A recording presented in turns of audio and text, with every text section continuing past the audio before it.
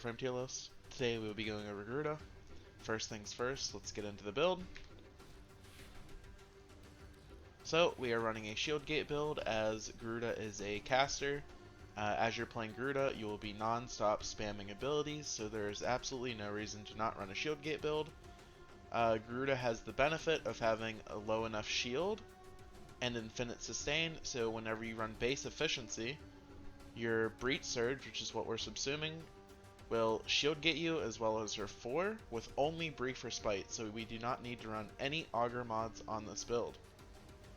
So what we're trying to accomplish with this build is we're trying to kill with Breach Surge and the 4 in conjunction, and because of that we are running Vigorous Swap, because Vigorous Swap damage modifies the damage from Breach Surge. And then that also, Breach Surge also is amplified by Garuda's passive, as well as our focus school that we are using on Garuda. So, we are using Naramon for the lethal levitation. This gives us an additional 200% weapon damage on our weapons, and also Breach Surge. In conjunction with Vigorous Swap, Garuda's passive, and the Naramon passive, our Breach Surge is doing significantly more damage than it otherwise should, and combined with Seeking Talons, it will just obliterate enemies, scaling really, really hard, and that's just with the abilities themselves. Because we are using our abilities as the main source of damage, I opted for a dual primer setup using the Cedo, using the alt fire for priming, and then also using the main fire mode for dealing with tankier enemies, and the Epitaph.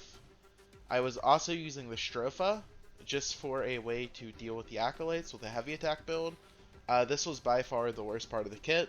There are other ways to deal with the Acolytes, but I just wanted to use the Stropha to synergize with Naramon just for fun.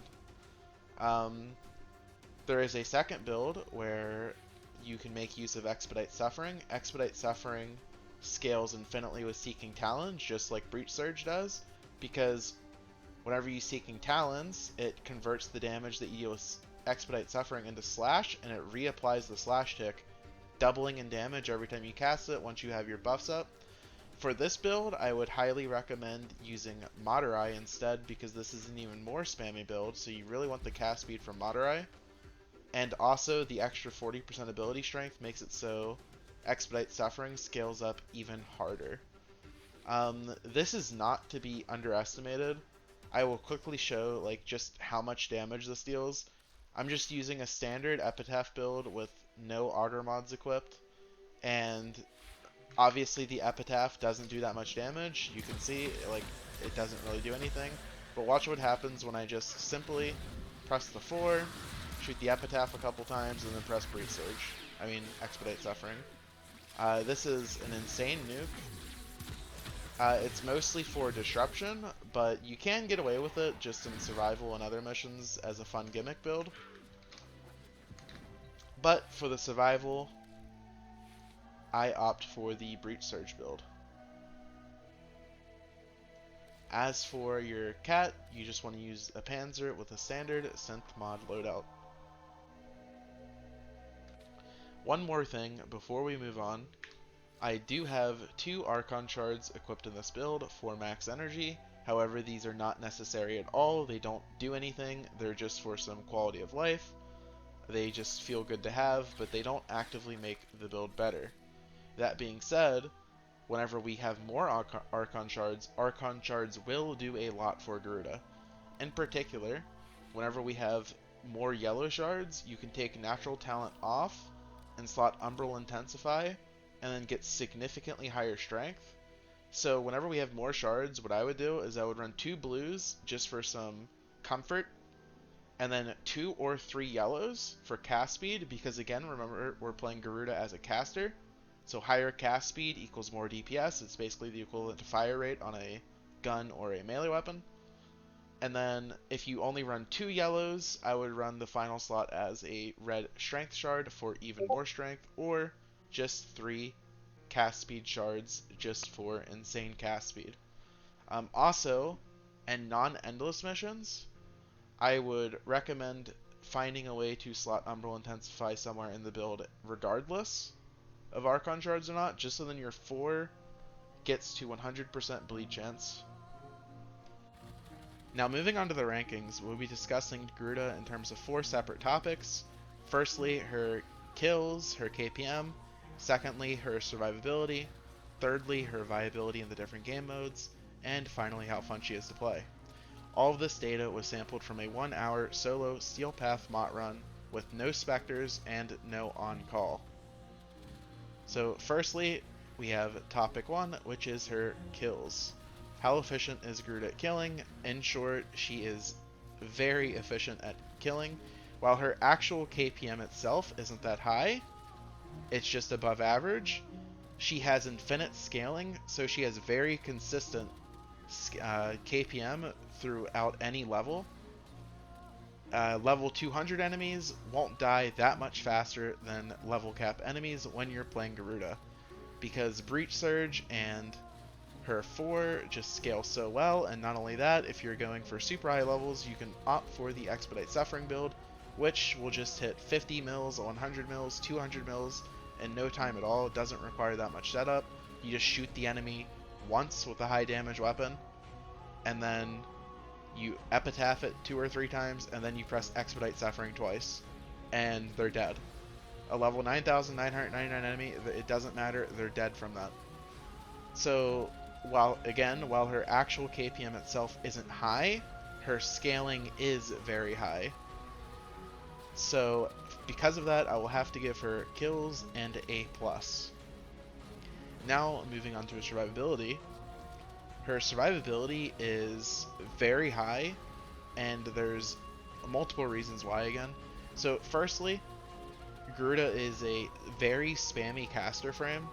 So what happens when you're playing Garuda is you don't even try to shield gate. You just will be shield gating. The only way you die as Garuda is if for some reason you just don't press an ability for 2 seconds and you're an hour into a mission and you're just not even thinking about the fact that you can die. So you're not paying attention to your shield or health, and then you'll just randomly die. That's about the only way you'll die, other than dying to toxic damage or just random Warframe moments. On top of that, whenever you press her 4, which again, you'll be pressing every 3 to 4 seconds, it makes you invincible for like a half second.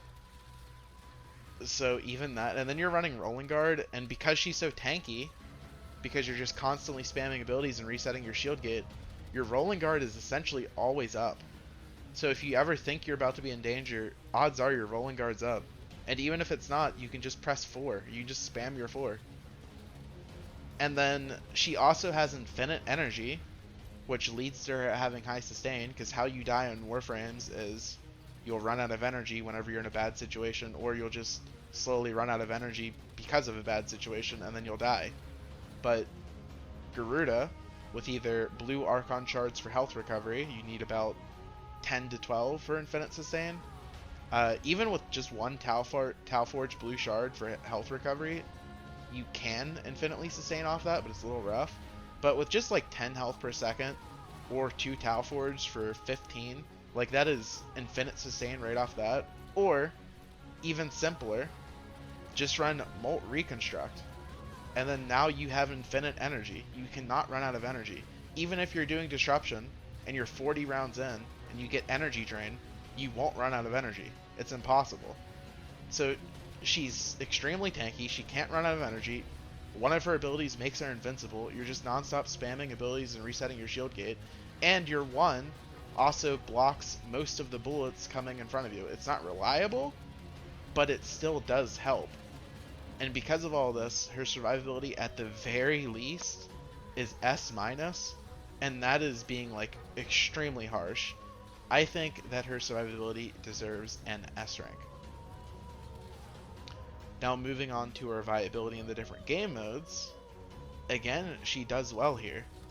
There's nothing that she doesn't, at the very least, do okay in.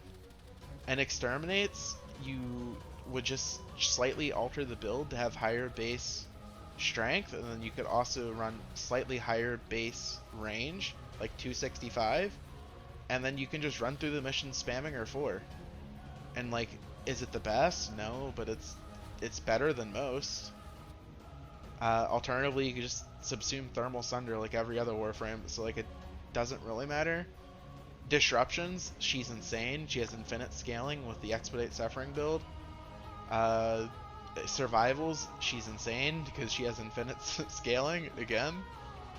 She the only Even in defense missions, you can do the same thing that you do in a exterminate, where you just opt for slightly higher range, and then you're converting everybody in your party's damage to slash as well. So if there's another nuker in your party, like a Saren, or a Volt, or a Mirage using the 4 nuke build, you're converting their damage to slash. That, I shouldn't even have to explain why that's insane. So she does well in defense. The only thing that she does poor in is excavation, but like, who cares? Every frame does bad in excavation. There's like 2 frames that are okay in excavation ever since the Eximus rework with Overguard, because Blitz Eximuses will just pop up and one-shot the excavator with no counterplay. So like, her being bad at excavation, you can't hold it against her at all. So she's good or okay in every single mission type, and she just has such ease of use. Like, none of her mods are hard to get, that her overall viability, and the fact that she has infinite sustain, like, her overall viability in the different game modes and for like the new player experience is very, very good. I think Garuda is the first Warframe where I have to give an S- for the overall viability, just because she does so well in everything. Now, moving on to the final topic, which is a bit subjective, the how fun is she to play. I'm going to be fairly short here. I'm going to give it an S. I am considering giving it an S+, and the reason is caster frames are by far my favorite types, and Garuda is the most caster frame in the entire game. You are non-stop spamming abilities. Like, you're literally just non-stop spamming abilities, and it does so much damage. You'll randomly hit like 20, 40, 50 mils, even with Breach Surge, and then you go to the Expedite Suffering build and you'll be hitting hundreds of mils whenever you're in higher level missions. The only reason why Garuda struggles to hit damage cap isn't because she can't hit damage cap, it's because the enemies don't have enough health for her to hit damage cap. So you're just hitting such high numbers. She's a caster frame, she's fun, she's invincible, she's like a vampire theme frame, like, she's just so fun. So that's why I'm giving her fun rank an S. In conclusion, Garuda is an S tier Warframe due to her above average kills per minute with very high damage scaling, good survivability, great viability in the different game modes, for having good group utility, and for being a very fun Warframe to play.